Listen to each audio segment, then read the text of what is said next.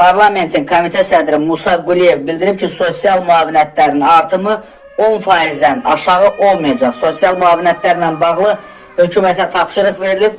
Hökumət mart ayının sonuna qədər hesablama işləri aparıb, təqaüd və sosial müavinətlərin nə qədər artacağı ilə bağlı təklifi Cənab Prezidentə təqdim etməlidir. İstənilən halda artımlar olacaq. Bəri başdan biz bu barədə dəqiq nəsə deyə bilmərik, amma ümumi belə fikirləşirik ki, sosial müavinətlərin artımları 10%-dən aşağı olmayacaq.